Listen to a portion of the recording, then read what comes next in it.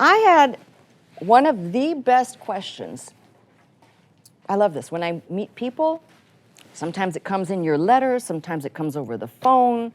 I had one of the best questions asked to me, of me, which was, what exactly is sanctification?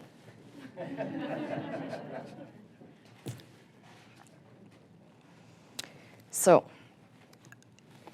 I want to try and make a broad statement. It's impossible to give one straight definition. I'm going to show you an example using old and new of why. But the easiest way initially, but don't use this as a singular definition because it cannot be defined one way.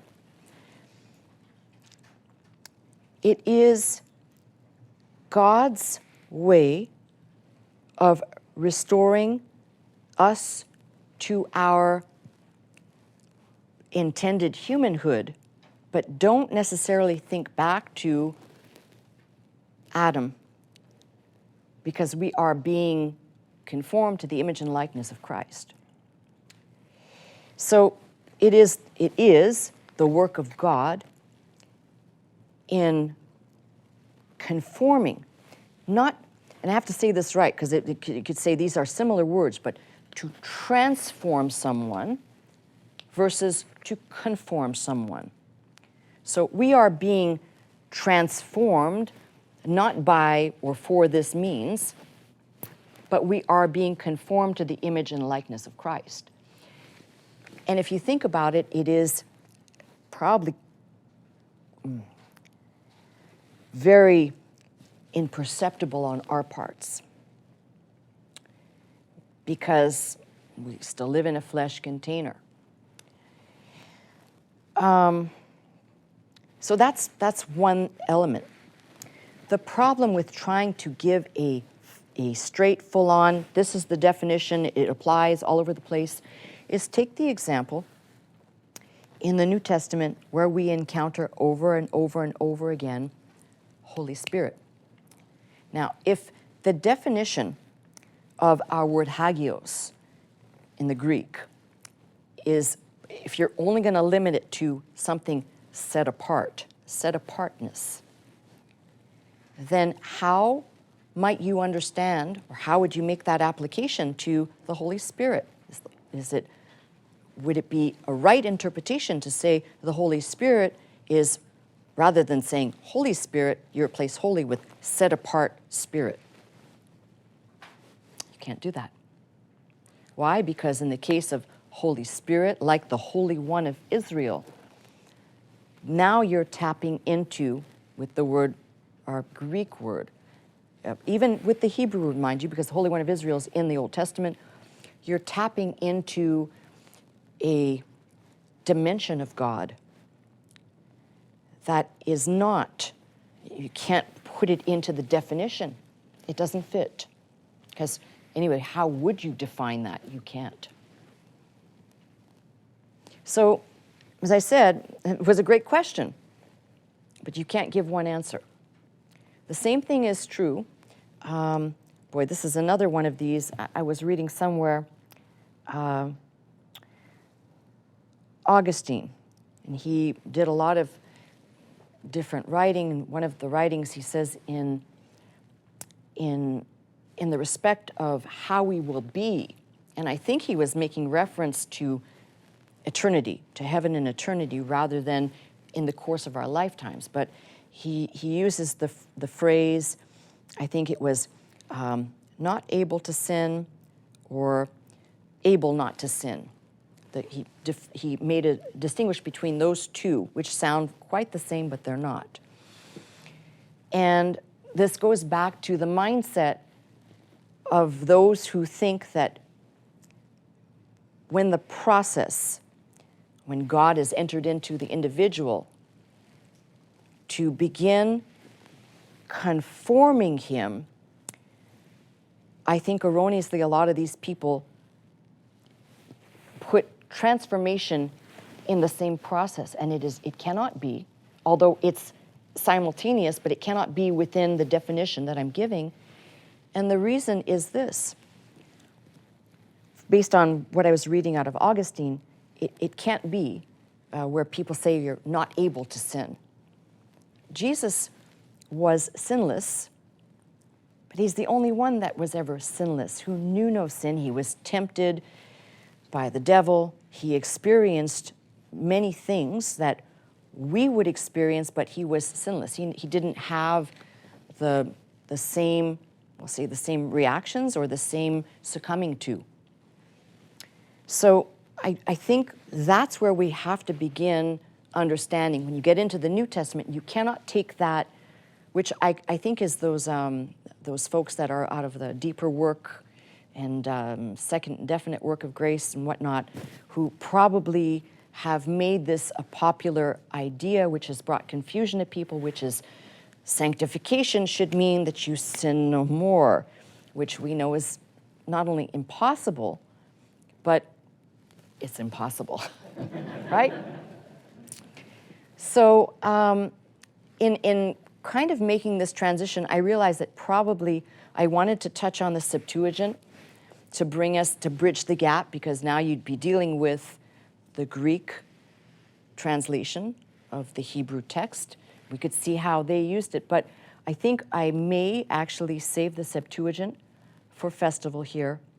And I'm not sure. I'm kind of looking at how to best approach this, but getting into the New Testament and trying now to make these applicable, like in the immediate now, because I think a lot of this is wonderful to understand terms and definitions, but at some point the doctrine has to be something that we can process, we can understand it, at least understand what it means for us, and make an application to or with it. And thus far, we don't have that just yet. We have the pieces, but we haven't gotten there yet. So that's my goal. And then along the way, I've got lots of different material, which I probably will consider bringing to festival rather than the platform. Some of it's a lot of intense and laborious. For example, I have a wonderful book that is basically every single Christian denomination's understanding of sanctification. It's a fabulous book. Fabulous in that some people are really, right? Like, wow. And some people, it's close. It's just a quarter turn off. It's close. So there's a lot of that type of stuff I would like to share with you.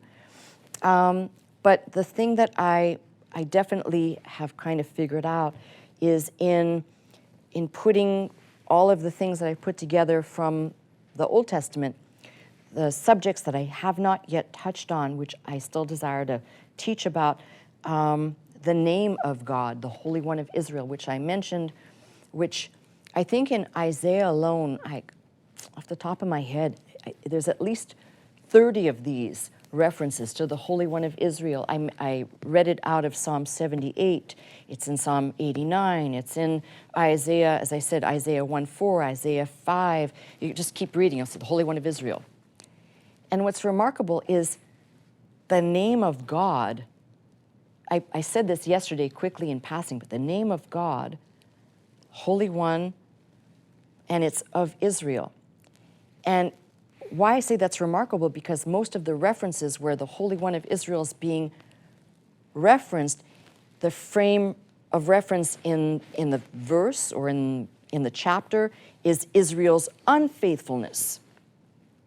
Pretty much each time where you're encountering that, it's either dealing with, there's only one time, and I think it's in the Psalms, where we encounter the Holy One of Israel, and it has to do with how at the time God delivers us in our time of trouble.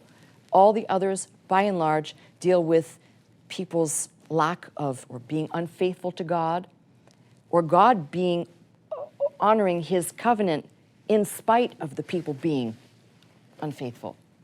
So it's kind of interesting. It's a name of, among all the names of God in the Bible, seldom, if ever, highlighted. And I thought, that's unique. I mean, there's lots of, like the Lord that sanctifies. Not too many people will highlight that. This is another one to kind of highlight. And the uniqueness of this, if you think about why I tried to give the definition of the Holy One or the Holy Spirit, which you seemingly can't, is it can't be the set-apart one of Israel. So it has to represent the essence of God in being above all, above everything, creator of the universe, bringing the creation into being, us. But it struck a chord with me that here is call it the largest of, and I don't even have adjectives to try and figure out how to add on to the Holy One. You can't. And Israel, the people with the quintessential problem of never trusting God. The perfection of God, the ultimate wholeness of God, of the unfaithful people. And I thought, well, that gives hope for me and for you.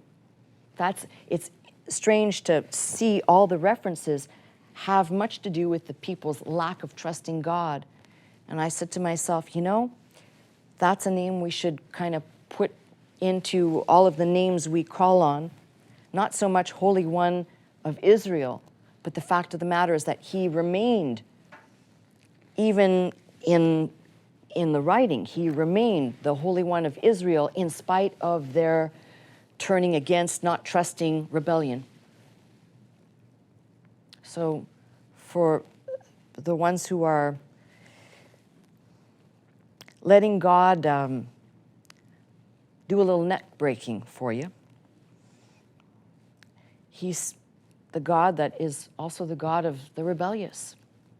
Okay? That's a strange way to see it, but it's the way it is. So in all of these studies, I've gleaned a lot of things that I probably wouldn't have gone after, that I'm looking forward to doing here with you. But I'm very, very pleased that I would like, and I'm kind of putting this out there for individuals that may, just in passing here, I think that this should become something we put into book form. I think that we could do and put enough information in there, because the more information that can be put into somebody's hand, and with kind of scripture, chapter and verse, you go see it for yourself. You're following along, not just the messages, but putting a lot of these things into a format that could really be a good study guide for people looking to understand the subject, I think would be priceless. So we will, I just dumped that out there. No pressure back there. But it's not as pressing as the other thing you're working on currently. That's first, because that's going to be my Christmas gift, right? Yes, ma'am. That's what I said. Now you all want to know what it is, right? And I'm not telling you. Now, I've just crossed over the 8 o'clock hour. I need you to get on the telephone, make your reservations, your commitments. You folks who have never called in, who are watching out there in internet, YouTube, whatever means you're watching by, I know it's antiquated technology to pick up the phone, but it would really be nice if you called and said, I'm watching right now, I heard everything you said, and I'm going to stay tuned for the teaching that's coming up. But right now, I need you to get on the telephone, get busy.